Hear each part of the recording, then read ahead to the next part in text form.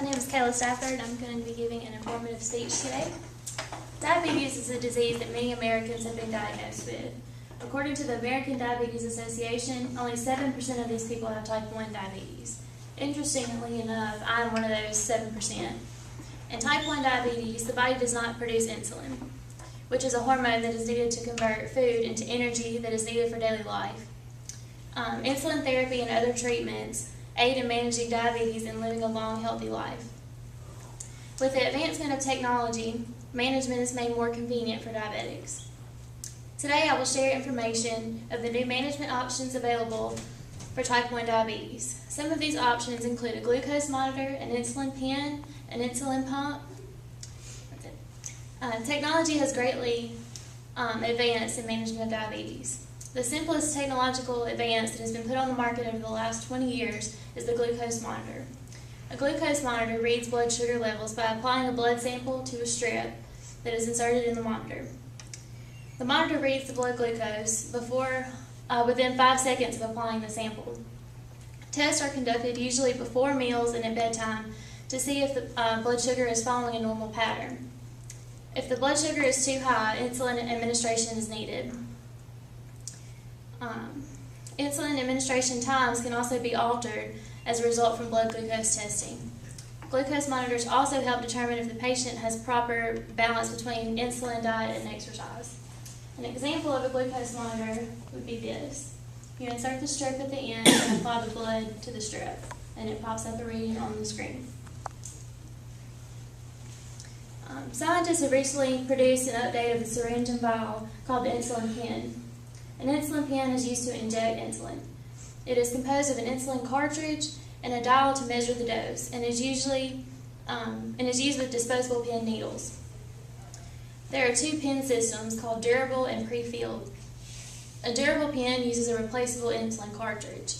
When the cartridge becomes empty, it is disposed and a new one is inserted. An example of this would be this. And you would just pop it out when it becomes empty and put a new cartridge in.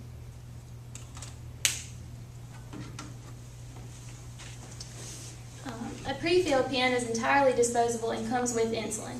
When the pen is empty, the entire unit is discarded.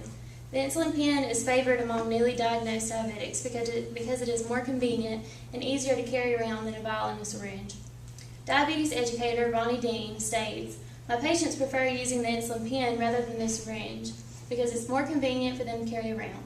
It is also more discreet than using a syringe, so no embarrassing or uncomfortable moments. It is also more accurate in dosage and is reported to have less pain at the injection site." An example of the disposable pen would be this. You throw the whole unit away once the insulin has been used. And an example of the needle, you put it on top and just screw it on.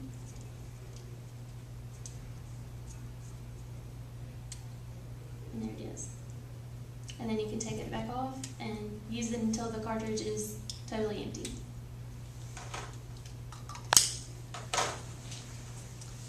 Another advancement made in diabetes is the production of the insulin pump. The pump administers insulin, an alternative to multiple daily injections. The insulin pump allows for intensive therapy with blood sugar monitoring and carbohydrate counting. Some advantages of pumping insulin are the use of rapid insulin continuously instead of a long-acting insulin injected once per day. Convenience and discretion, deliverance of precise amounts of insulin tightening the control of diabetes, and reduction of long-term complications. Recent developments include insulin on board, bolus calculators, custom alarms, and tubeless pods. While there are many types of pumps, according to diabetes and pump educator Ronnie Dean, the Omnipod insulin pump is a favorite among newly diagnosed diabetics because it has no tubes. An example of this would be this pod. You fill it with insulin and peel the back off and stick it on the skin. And the personal diabetes manager, you hit a button and it inserts the catheter that administers the insulin. Patients wearing the Omnipod do not have to worry about their infusion sets being ripped off because it doesn't have any tubes. Pump users may need to plan where to place their infusion set if they are playing sports or participating in activities that may damage the pump. And if the batteries die, if the cannula is not inserted properly, or if the pump runs out of insulin, the user may experience high blood sugar, which needs insulin administration. Therefore, users with the insulin pump should be of age and cautious of these possibilities. There are other insulin delivery machines being tested as the need for more advances in insulin and delivery devices increase. Treatment of diabetes, like most areas of medicine, has changed considerably over the years as a result of technological advances. Although no advancement can eliminate diabetes, scientists are striving to ease the pain of living with the disease. Diabetes is a widespread and more equipment is needed daily to live. I hope my speech has provided you with information about diabetes that you were not previously aware of. Thank you for listening.